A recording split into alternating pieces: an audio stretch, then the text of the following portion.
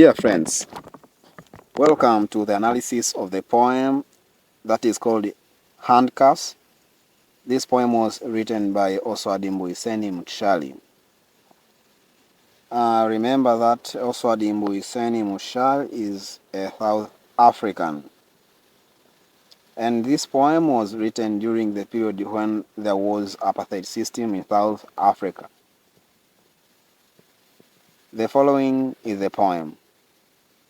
Listen it, paying attention to both literal devices and content part. Handcuffs have steel fangs, whose bite is more painful than a whole battalion of fleas. Though the itch in my heart grow deeper and deeper, I cannot scratch. How can I? My wrists are manacled. My mind is caged. My soul is shackled. I can only grimace at the ethereal cloud, a banner billowing in the sky emblazoned. Have hope, brother. Despair is for the defeated. Dear students, that is the poem Handcuffs by Oswald Mbuyiseni Mtshali from South Africa.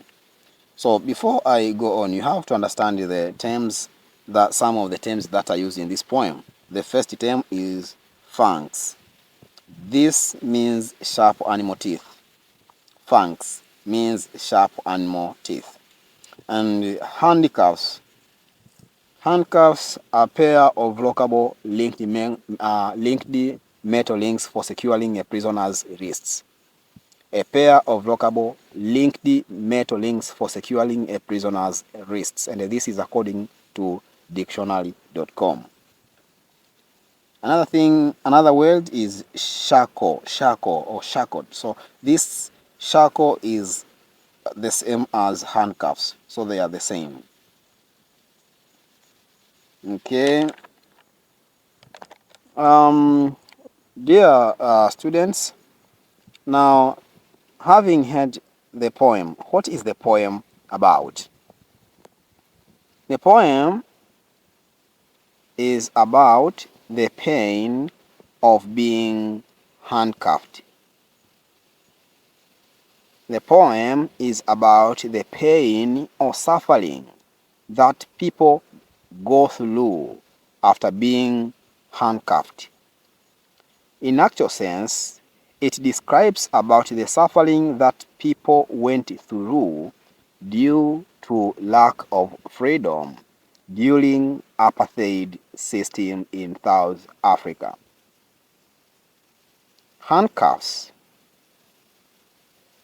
are therefore a symbol of lack of freedom.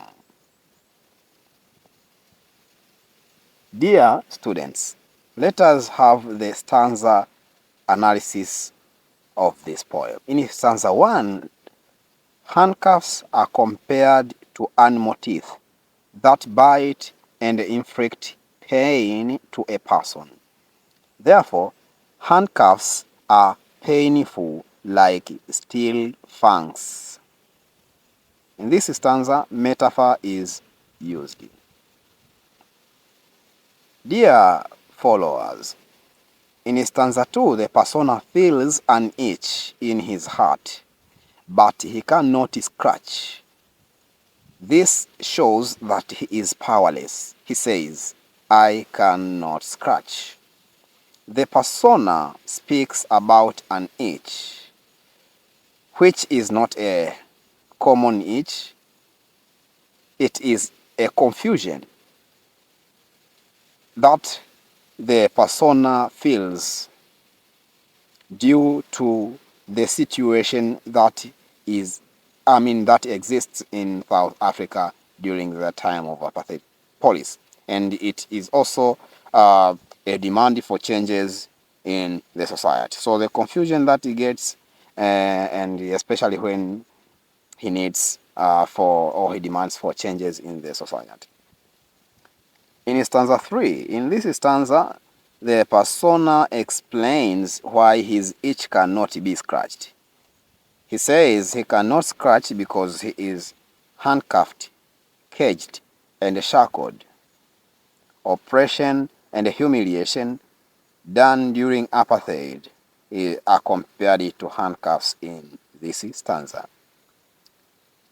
Handcuffs deny the speaker freedom, freedom of speech, freedom of movement, and freedom of doing what he wants. In stanza 4, the speaker or persona encourages himself not to give up, because we have heard how the persona grimace at the ethereal crowd with a banner. It says, a banner billowing in the sky, emblazoned, "Have hope, brother. Despair is for the defeated." Dear followers, what type of the poem is Handcuffs by Oswald Mbuyiseni Mtshali? This is just a free verse. Structure of the poem. The poem has 4 stanzas.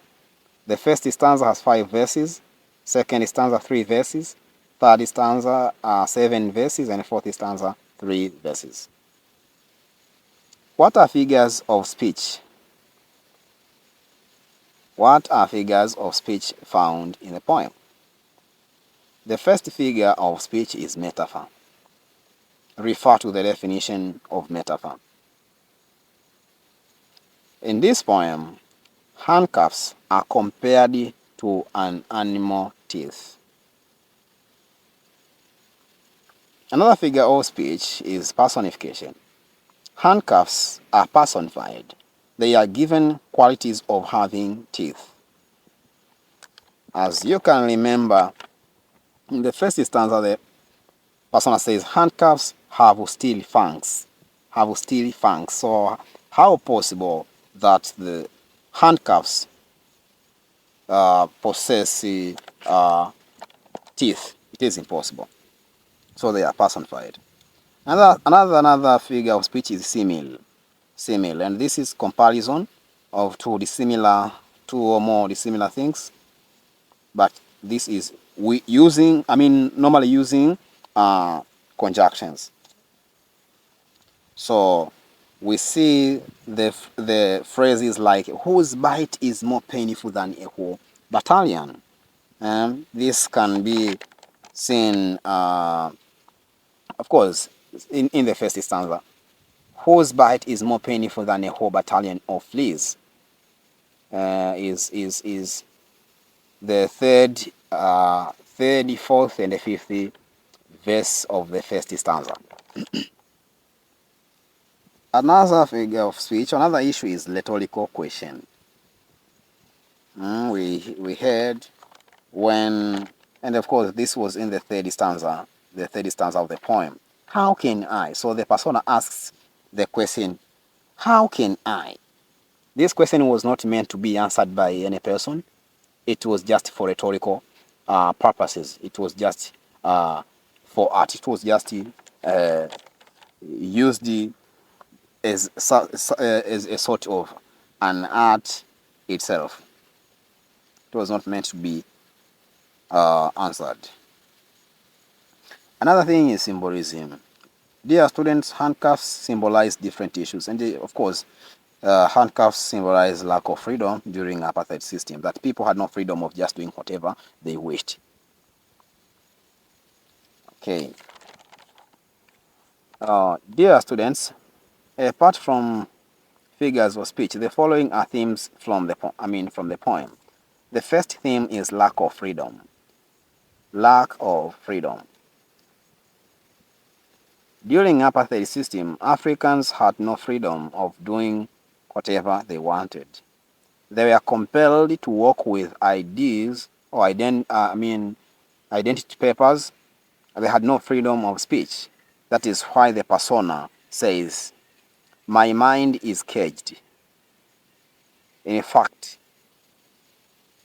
his mind was caged, meant that his thoughts were constrained, were barred from spreading. Okay, so the second theme is oppression and humiliation. People were humiliated and they were oppressed. They were not happy because of limited freedom. Being handcuffed is a symbol also for humiliation. They were not handcuffed with sound reasons, no. Many of the people in South Africa were handcuffed simply because maybe they are blacks or something like that. So another theme is optimism and courage. The speaker is optimistic. He hopes that things will one day be okay. He is courageous enough not to give up. He hears a voice, "Have hope, brother. Despair is for the defeated." And then he continues struggling. And the other issue is protest. A banner billowing, as indicated in the poem, is a symbol for protest. That means the persona was protesting against the apartheid system because it was worse and it was built for the people of South Africa. Dear students, apart from that, we also have message from the poem. Just a single message I got from this poem is we must not give up fighting for our rights. We must not give up fighting for our rights. The last thing is tone.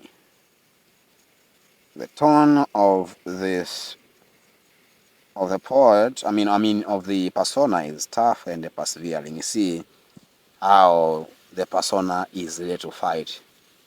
He's not ready to give up. He says, "Do not despair." You see, the poem says that have hope, brother. Have hope. Despair is for the defeated. Therefore, he is encouraged not to give up. Ladies and gentlemen, do you think the poem is relevant today? If so, drop your comment down and give us your thoughts about the poem. Thank you very much for listening. See you next time.